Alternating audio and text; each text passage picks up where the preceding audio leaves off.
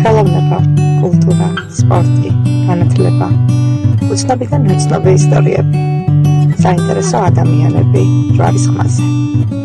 შენი ხმა ისმის აქ, მარიამ შეროზიასთან ერთად. მოგესალმებით ძვირფასო რადიო მსმენელებო, ეს არის ჯვარის ხმა, მე მარიამ შეროზია ვარ.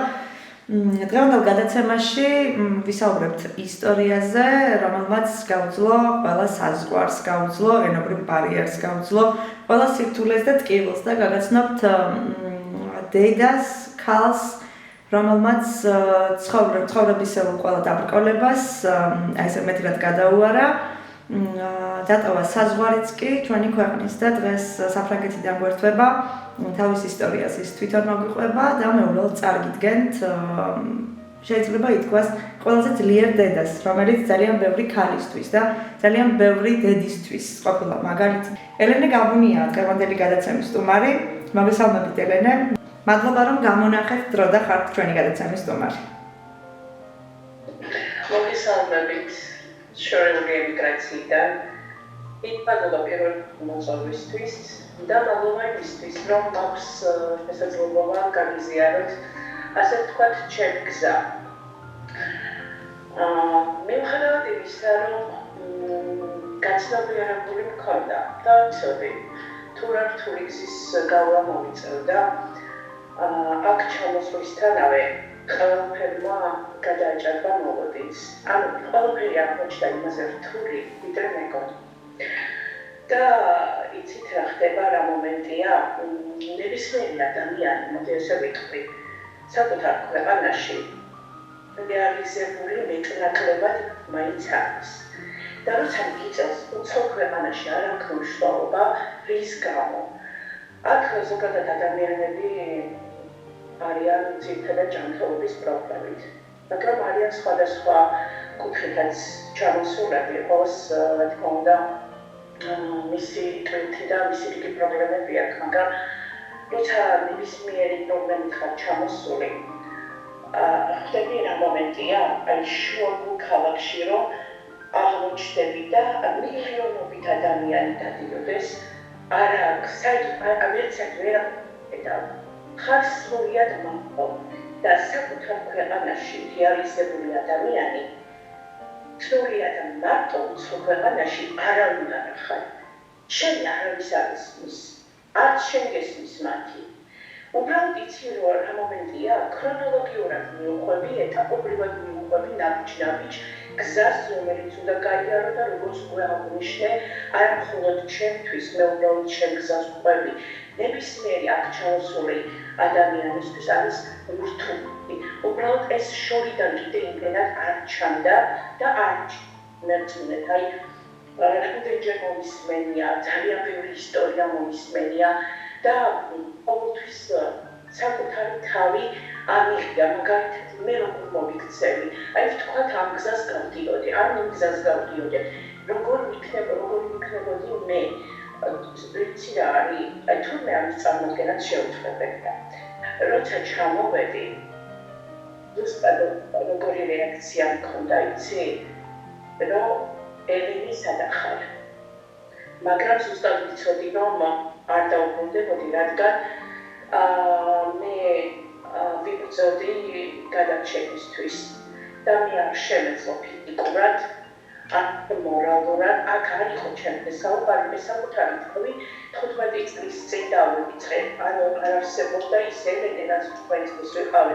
მე უკვე შვილის ცხოვრებით ვცხოვრობდი და ზუსტად ვიცოდი, რომ უნდა გამეკეთებინა ის მაქსიმუმი დამედო და ხმამაღლა მეთქვა ყველა დედისთვის აბსოლუტურად, ვინც იბრძვის ბავშვი პრობლემებით, ვინც არის ჩამოსული, ვინც დღემდე იბრძვის და კიდევ უამრავი დედა იქნება, რომელსაც აი თქმა არა აქვს საშუალება ხმამაღლა ილაპარაკოს და ამ ლაპარაკით მარტივად დარდი მაინც გაიქაროს. რომ ყველა დედის სახელით გამოვიყავი და მე თქვა, რომ არას დროს არ დანებდე, არ აქვს მნიშვნელობა, როცა ავდიოდი ტრამზე, პირველი საფეხური მეორე ისე გავიარე, რომ მე აუცილებლად დავდიოდი და ეს დაბრუნება იქნება აუცილებლად კმაჩურის. მიუხედავად იმისა, მე არ ვამბობ და არასდროს არ გავიმართვე. იმიტომ რომ შეიძლება ვიღაცას ეს მოეჩვენოს, ასე ვთქვათ, ცოტა ხმამაღალ საუბრად, მაგრამ გამარჯვება გადაჭრია მისთვის როგორია. თავარია მიზანი და ის დახოდა შენი მიზნის მაქსიმუმი გააკეთო, დანარჩენი კი არის უფლის ნება და უფალი როგორც გადაწყვეტს, ისე იქნება. რამს უამბობ დღეში მე მიწევს უკვე მე მიდაციდან დაბრუნება და სიყვარული შევეხე თემას ამ გამარჯვებას უბრალოდ მე როგორც მინდოდა შეიძლება ისევე ვბრუნდები სამშობლოში მაგრამ მე მაინც ბედნიერი და მეორე ხარისხოვნად გამარჯვებული დედა ვბრუნდები დედა რომელმაც მაქსიმუმი მართლა გააკეთა მისი შვილისთვის მისი იცისთვის და კიდევ უფრო მეტ მაქსიმუმს აუცილებლად დადევს მომავლისთვის და ძალიან ბედნიერი ვიქნები თუ ერთადერთი ნამდვილად ვერ, მაგრამ ერთ-ერთი კარი დედა იმას რომ არაფერს უშინდეთ, არასოდეს და არ ხვალავლა არ აღიარო თუნდაც ხმამაღალია ფიქშიც არ აღიარო ის რომ შეიძლება არ გამოგივიდეთ საზღვარი მართლა არ არსებობს დედის სიყვარული ნებისმიერ საზღვარზე წინ დგას ნებისმიერ საზღვარს ხვის საზღვარი და მე თავად შემიძლია თქვა ფიზიკურად რომ ნამდვილად ეს შემიძლია მე მინდა გკითხო, როგორ იწყებოდა თქვენ, როგორ დაიწყო თქვენი ისტორია და როგორც დედამ, როგორც ავთუკას დედამ, როდის გააცნობიერე პირველად, რომ იდექი სერიოზული პრობლემის წინ, რომლისთვისაც ფაქტიურად მთელი ცხოვრება ბრძოლაში უნდა გაგეტარებინა. ვერ ვიტყვი იმას, რომ ეს თავიდანვე, თუნდაც ავთუკას აფადებიდანვე არ მქონდა გაცნობიერებული უბრალოდ საკუთარ თავს ძალიან მიან გამოვიტყდი. არ ვიტყდებოდი თავს, თუმცა ბრძოლას არ მქონდა ვაგრძელებდი. ავთუკა იმას არ მოკლე ანამნეს უცებ ვიტყვი, რომ საზოგადოებისთვის მაინც იყოს ესე ხეული. დაბადების ნაადრევით შობიარობით დაიბადა ავთუკა და პრობლემები იქიდანვე დაიწყო. Ну, თანდათან რა თქმა უნდა, თანხმად პრობლემასთან ერთად ყოველდღიური და თუნდაც ყოველწლიური პრობლემები მაინც ემატებოდა და იჩენდა თავს. მადლობა უფალს, რომ მხოლოდ და მხოლოდ, რა თქმა უნდა, ცოტა უხალაღალი ნათქვამია ესეც, მაგრამ მოტორულ პრობლემასთან შევჯერდით და ეს მენტალური პრობლემა 100%-ით გადავლახეთ. უბრალოდ გაცნობიერება იმისა, რომ იხსენებ. დღეს საბოლოო გაცნობიერება იმისა, რომ მე მთელი ცხოვრება მომიწევდა ბრძოლა ისევ და ისევ და არც ერთი პერიოდი მე არ მეკრებოდა გაჩერების გავიაზრე აქ და ეს ჩემთვის იყო სიკვდილის ტოფასი იყო. აი რომ კითხოს მინდა თავად შემიძლია უპასუხო რომ მე ჯოჯოხეთი გავიარე, მე ვიცი ჯოჯოხეთში ნახდება. და ეს მოხდა აქ. თუმცა ღვთისმსწავლობით მოვახერხეთ. ჩემი მოგჩებს მეუღლეს უფრო გაუჭირდა რეალობასთან შეხვედრა, ისე ვთქვათ, რატომაც მეგონა უფრო ესეთი მედგარი იქნებოდა, მაგრამ ცოტა სუსტი აღმოჩნდა.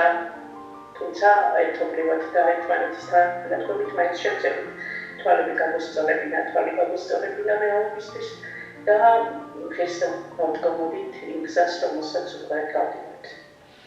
აი, რა იყო ძირითადი პრობლემები აქ საქართველოში, რასთან ბრძოლაც ფაქტურად ყოველდღიურად გიწევდა და თუნდაც საზოგადოების ცნობიერების თვალსაზრისით, ან მიმღებლობის თვალსაზრისით, როგორ მოახერხა თუნდაც ავთუკამის რომ სკოლაში დადიოდა და ადაპტირდა საკმაოდ კარგად. აი რის ფასად გაიარეთ ეს ყველაფერი და აი ეს გზა რომ გააცნოთ ჩვენს მაყურებელს. ეს არის უმთავრესი, მე ესე ვიტყოდი, ინტეგრაცია მთელი საქართველოში ყოფნის პერიოდში. არ ვიცი, დღე არ გადიოდა, რომ თუნდაც სოციუმთან, თუნდაც მიმღებობა პირველ რიგში. ჩვენთან ძალიან დიდი დეფიციტია მიმღებობის და ეს გამოიკვეთებოდა ყოველდღიურობაში. ეს არ იყო მარტო ბავშვებთან. ეს იყო მოზარდებთანაც და მე პრეტენზია კი არ აქვს მომავალ გამოვთქვამდი, რომ როგორ შეიძლება ამ ყველაფერს უყურო ისე, როგორც უყურებთ თქვენ. ანუ როგორ შეიძლება ადამიანი არ მიიღო ისეთი, როგორიც არის და შენ არ შეუქმნი იმ პირობას, მაშინ ელემენტარული იმით რითაც შეგიძლია. არ ვიცი, მე არაადაპტირებად გარემოზე, რაც საქართველოშია და ყველა კარგად ვიცით, მე 4 წელი არ ვიმყოფები საქართველოში და ახლა არ ვიცი რა ხდება და როგორ ხდება. და ჩემი ყოფნის პერიოდში ალბათ არ ვიცი, ნებისმიერ დღეს არც ერთ დღეს არ ვიტყვი, ეს დღე მძიმე იყო, ან მეორე დღე უფრო მძიმე იყო ამ სოციუმთან თუნდაც ჭიდილში. მაგრამ განსაკუთრებით იმედი იყო, როცა საკუთარი შვილი ვერ მივიყვანე ბაღში და რატო? იმიტომ რომ ბაღი არის ადაპტირებული პირველ რიგში, მარტივი ადაპტირება ელემენტარული პანდუსი, სადაც თუნდაც ეს ბავშვი ასულიყო, თავის თანატოლებთ დაჭდა და გაევლო ბაღის პერიოდი. არაფერს ვიძახი, ეს ელემენტარულია. რა თქმა უნდა, ელემენტარული იმიტომ გეფართმება საქართველოში არ იყოს ეს ვერაც კიდევ ელემენტარული, მაგრამ აქ ნახეთ რა პარალელი გავავლე. აი ეს განსხვავება რომ დაანახოთ მაყურებელს, ანუ რა არის იქ ხელმისაწვდომი ისეთი სიტყვაზე, რაც თქვენი აქ ყოფნის პერიოდში საქართველოში არ იყო ხელმისაწვდომი. ადაპტირებული გარემო. ბავშვი ვერსად ვერ მიყავდა და თუ წავიყვანი, ხელში უნდა აღვეთათ ან ერთშობილს ან მეორეშობილს. ბავშვს არ შეეძლო, რომ თუნდაც პანდუსი მისი გასულიყო, რასაც აკაკიდებს. აქ ნებისმიერი წერტილი არ არსებობს, ერთი წერტილიც კი. ავიღოთ მაღაზია თუნდაც, სადაც შიშომო პირები საკუთარ თავს თვითონ ემსახურებიან.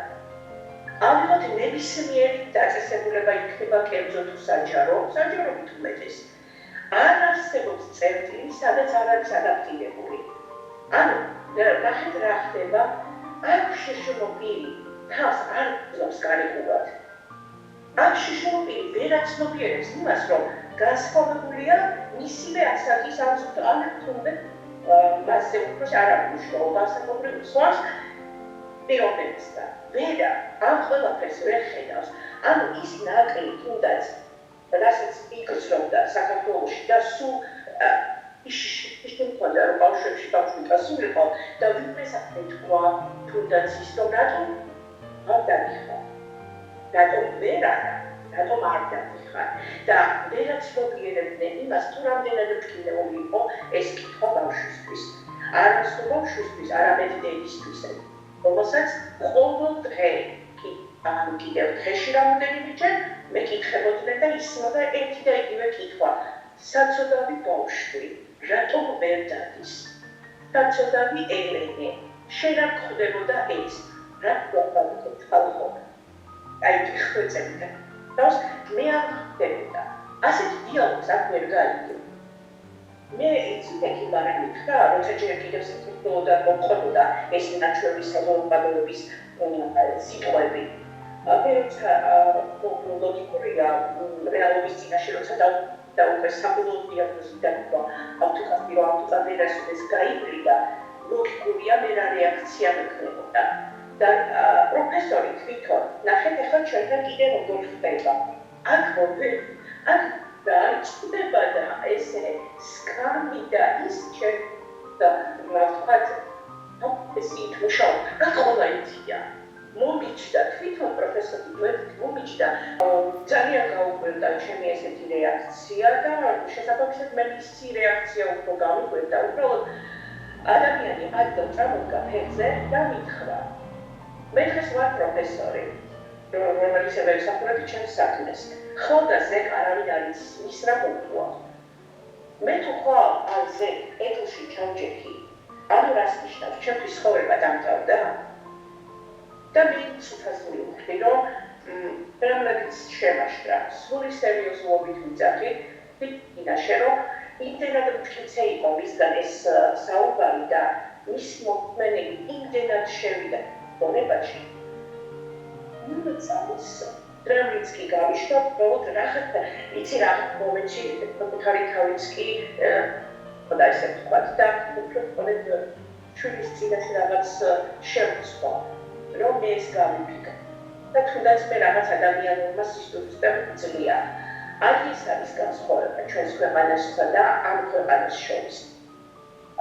აქ 99% ადამიანი კონუსის ცხოვრები. განსხვავებენ ამ ის ეთნოსში ზუსტ ის ორგანზე გადის. ყველა ერთია, ყველა ბედნიერია და ყველა ცხოვრობს იცხოვრები. განათლების ხელმისაწვდომობა რამდენად არის იქ სამკურნალოდ ჩასული ბავშვებისთვის და თუ ახერხებენ რომ მათ ასაკზე მორგებული პროგრამა გაიარონ? ხო, აი განათლების სისტემას რაც შეეხება, ცოტაზე მეტი პრობლემა ჩვენ ვის წინაშეც დავდექით ეს იყო, თუ არა გაქვს აქ ცხოვრების უფლება, რომელიც ძალიან ძნელი მოსაყობია, მოდიახე ვიტყვი. თუ არა გაქვს ამ ცხოვრების უფლება, ძნელია შუმი კერძოდ დავაკონკრეტებ, ეთნით მოსარგებლე. მე აქ შეშობილდე, რომელიც არ არის ეთნით მოსარგებლე. ეთნით მოსარგებლე ბავშვს ამ პრობლემები ნამდვილად და გაყვათა რადროფია. ბიუროკრატიული ქვეყანა. ყველაფერი არის დროზე და საბუთზე განთვლილი, როგორც თქვი და არა ყოველობა სამყაროდ. აქ აღნიშნავ იმას, თუნდაც არ გქონდეს ის არ ეხება საბედნიერო მოსახლეობას. არ დასავლეთზე. დასავლეთში მე ვიმბრო, სახელმწიფო სამწუხაროდ ვერ გეხმარება, თუ არა გაქვს მიღებული შესაბამისი სტატუსი, უსტატუსო ადამიანს ვერ ეხმარება სახელმწიფო შიშელობის განსაკუთრებით ეთნით მოსარგებლეს. ისევ აღნიშნავ, რადგან ბავშვს სჭირდება ნებისმიერ სკოლაში, ნებისმიერ დაწესებულებაში, აქ სკოლა, კოლეჯი და ლიცეუმი არის, პირდაპირ საჯარო არ არის და სჭირდება სოციალი, რომელსაც სახელმწიფო ვერაუმას და თუ ვერაუმას, იმ შემთხვევაში ბავშვი კერძო სკოლაში, უკაცრავად საჯარო სკოლაში ვერ ხდება. კერძოდ, როგორც შემოდა შეძლო ეტაპობრივად გადახდაფულის, აქაც სახელმწიფო უკვე არაფერ შუაში არ არის და სამწუხაროდ ვერ გეხმარება.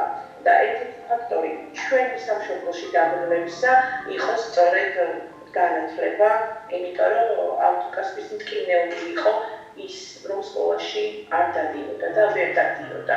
თავიდან ძალიან უჭირდა ის განსხვავება, თუმცა ვერ. მაგრამ როდესაც გააცნობიერა, ხდებოდი, რომ ეს ყველაფერი სტრესში აღდებდა. აი ახლა ავტოკას ყოველდღიურობაზე რომ მოგიყვეთ, რა შრება იქ და როგორ გსნობს თავს უცხო ქვეყანაში? ავტოკას თავიდან ძალიან გაუჭირდა ადაპტირება. ძალიან ინატრებოდა თავისი მეგობრები, სკოლა, გარემო, მასწავლებლები. აქ მიუხედავად იმისა, რომ სკოლაში არ დადიოდა, შემდგომ როგორც კი გავიცარით, უამრავი ადამიანი გავიცარით, უამრავი მეგობარი შევიძინეთ. უკვე მისი ყოველდღიურობა გახდა ძალიან საინტერესო. საინტერესო იმ კუთხით, რომ თუნდაც უნდა და ყოველთვის და უნდა ყოველთვის იყოს გარეთ. იაროს ცენტრებში, ნებისმიერ ცენტრში, თან ამ ყველაფერს ერთვის, რომ გადის რეაბილიტაციის კვირაში ორჯერ და ბოლოს უკვე ისე იყო, რომ ექიმთან ვიზიტზე, ფიზიოთერაპევტთან ვიზიტზე უკვე თვითონ უნდა წასულიყო, რადგან არ მარტო არა, მაგრამ რომ იგეთო ალბათ წავიდა და იმდენად მისი გახდა ყველაფერი. რა თქმა უნდა, მის დაგვებურად არაკას ვიძახდა. საქართველოს არის ჩემი სამშობლო, მე ახალობას არ შევეჭერია. მაგრამ მოხდა, მაინც რომ შეეჩვია. არის საინტერესო ცხოვრება გავჩარდეს ნამდვილად.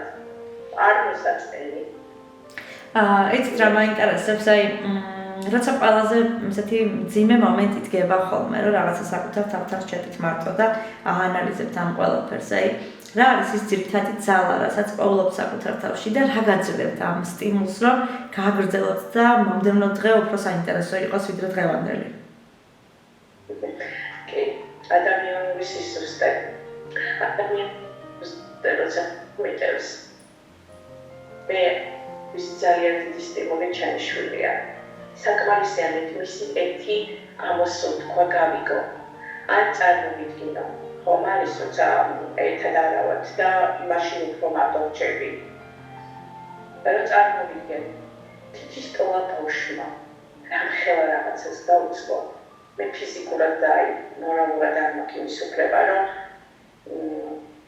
თავი ვიგრძნო როგორ იცით. უსუსტად არ მარტოსულად. შესაბამისად, ვცდილობ ხოლმე, რომ არ ვიყო ნეგატიურად განწყობილი, თუნდაც გულის სიღრმეში შემომიგიოს, მე მაინც როცა გამახსენდება, რომ ვარ პირველ რიგში დედა. არაქარი, მე პირველ რიგში დედა ვარ და ჩემი ნებისმიერი საქმე, ნებისმიერი დღე, ყველაფერი იქნება ითქვა დედით, რომ მე ვარ დედა და მე ყველაფერი შემიძლია. რომ მე ყველაფერი შევძლებ, რასაც კი შევძლებ. აუცილებლად და ახლა ახსენეთ საუბარში, რომ თქვენ რამოდენიმე დღეში უკვე ბრუნდებით ემიგრაციიდან და მე დარწმუნებული ვარ, რომ თქვენ რაღაცა გეგმები გექნებათ უკვე დაბრუნებულზე, რა შეიძლება რომ გააკეთოთ ერთობლივად დედა-შვილმა და რა მოლოდინები გაქვთ, როგორ მიგიღებს თქვენი ქვეყანა და თქვენ რა შესთავაზებთ, აი თუნდაც იქ დაგროვილი გამოცდილებით რა შეგიძლიათ რომ თქვენს ქვეყანაში გააკეთოთ და რას აპირებთ? ხო, იცით, გეგმებზე ზოგადად ესე საუბარი არ მიყვარს, როგორც ასეთი, იმიტომ რომ მანამ სანამ ზუსტად არ ვიქნები დარწმუნებული, არ ვაჟღერებ ხოლმე, მაგრამ ზოგადად მიმოხილვას გავაკეთებ, რა თქმა უნდა. ის გამოცდილება, რაც ჩვენ დედა-შვილმა თუნდაც დაოჯახმა შევიძინეთ უცხო გარემოში, უცხო მხარეში, აუცილებლად გავუზიარებთ სხვებს. და ჩვენ დარწმუნებული ვართ, რომ ის თუნდაც რაღაც წვლილს აუცილებლად შევიტანთ მათ საკითხულ დღეოდ. აუცილებლად ყოველს ექნება რაღაც პერიოდი, რაღაცა გზა გასავლელი, რაღაცა მოეჩვენება რთულად და მე დარწმუნებული ვარ, რომ ნებისმიერი ისტორიისა თუ ამის გაგების შემდგომ ის რთული მეტნაკლებად რთული მოეჩვენებათ და ძალიან დიდი მხარული ვიქნები თუ რამე წვლილს შევიტან ნებისმიერი ადამიანის ცხოვრებაში ამ კუთხით და რაც შეეხება მოლოდინს იმისა თუ როგორ იქნება იცი, აი ვერ გიპასუხებ. ეხლაც კი მიცემს გული. წარმოიდგენ ეს 4 თუ 5 დღე როგორ გაიწელა მე წარმოიდგენ და აი ჩამოვა და მიწაზე სამშობლოს მიწაზე ხას დავადგა იქ გრძნობა იქნება და რა ემოცია მექნება როცა ვიდგენ შეიძლება ცუდად გავხდე არ ვიცი უსაზღვრო ბედნიერების მოლოდინი მექნება აუცილებლად და მოლოდინი იმისა, რომ ჩვენ ეს შევძელით და თუ ჩვენ შევძელით, ის რაც შევძელით, არ აქვს მნიშვნელობა პროცენტულობას, თუ ჩვენ ეს შევძელით, ნებისმიერი ამას შეძლებს. ნებისმიერი შეძლებს და ბედნიერების მომენტი მაქვს, იცი, აი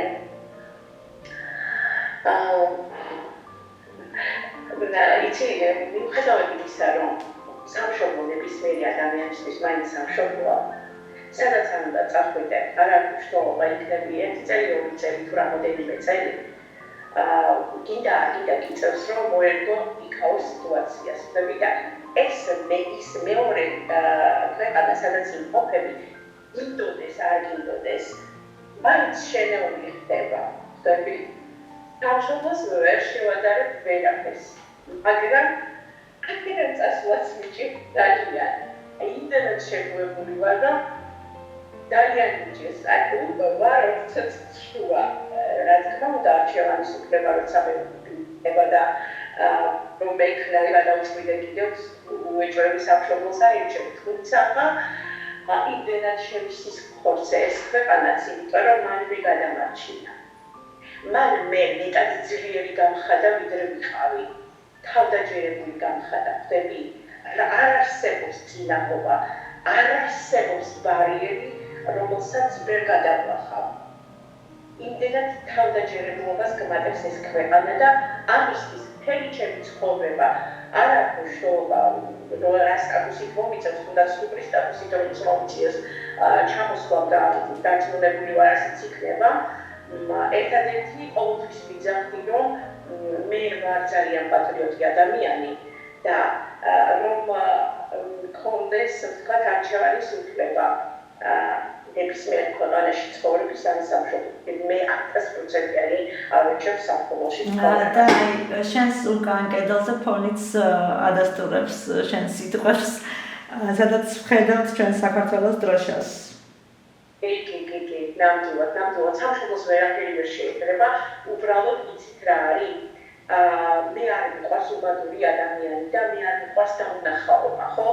მიუხედავად იმისა, თუ რა სირთულეების გავიარეთ და თუ სირთულეების მესამედი იყო, რაც მომხენი, იმიტომ რომ ეს 4 წელი იყო სრულიად მომხარი წელი, მაგრამ მიუხედავად ამ ყველაფრისა, თავისი პლუსიც დატოვა მინუსმა, ხდებით? ხო, იმდენად დიდი პლუსი დამიტოვა ამ მინუსმა, რომ არა ეს ქვეყანა ფიქრობ მე ვერ ვიქნებოდი ის რეალიზებული ადამიანი, ის თავდაჭირებული ადამიანი, რომელსაც უკვე აღარაფრის არ შეგვიძლია.